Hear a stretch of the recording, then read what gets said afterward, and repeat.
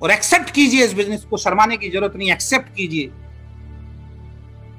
जब तक आपको अपने काम के ऊपर डाउट होगा, जब तक आपको अपने ऊपर डाउट होगा, जब तक आपको अपनी कंपनी के ऊपर डाउट होगा, जब तक आपको अपनी अपलाइन और डाउनलाइन के ऊपर डाउट होगा, डाउट से कभी जीवन नहीं चलता दोस्त। तो कोई भी काम आप किस लिए करते हैं?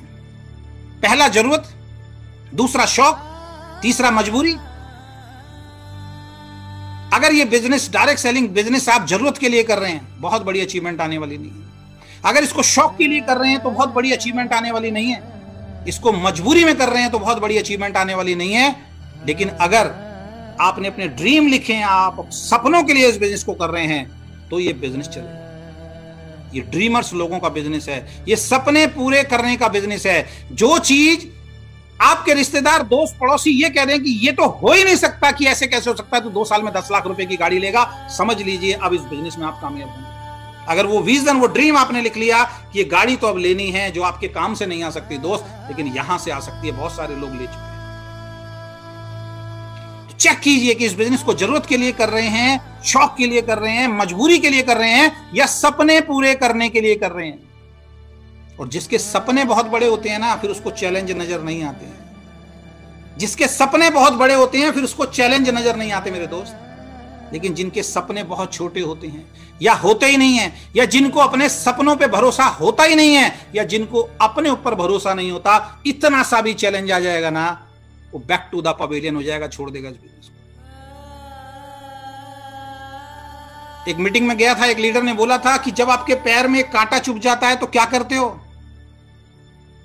तो लोगों ने बोला कि उसको बाहर निकालते हैं। तो बाहर निकालने का प्रोसेस क्या होता है? एक फांस, थोड़ी सी फांस अगर यहां उंगली में चुभ जाए, यहां चुभ जाए, तो क्या करते हो? तो किसी ने जवाब दिया, उसको निकालने के लिए सुई का या कांटे का सहारा लेते हैं। यानी कि एक बहुत मामूली सी बाल बराबर फांस अगर उंगली में चुभ जाती है, उसको निकालने के लिए उससे बड़ी सुई अंदर डालनी पड़ती है, जब जाके वो फांस निकलती है।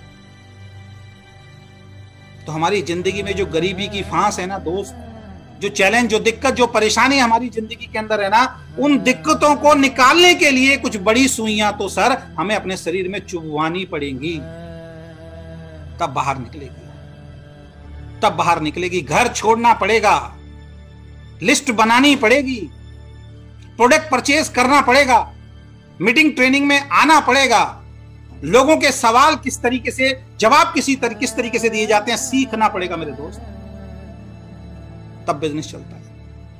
स्किल्स डेवलप करनी पड़ेंगी। आज भी इस मीटिंग में बहुत सारे लोग आए होंगे, कोई ऐसे देख रहा होगा, कोई ऐसे देख रहा होगा, बैठिए।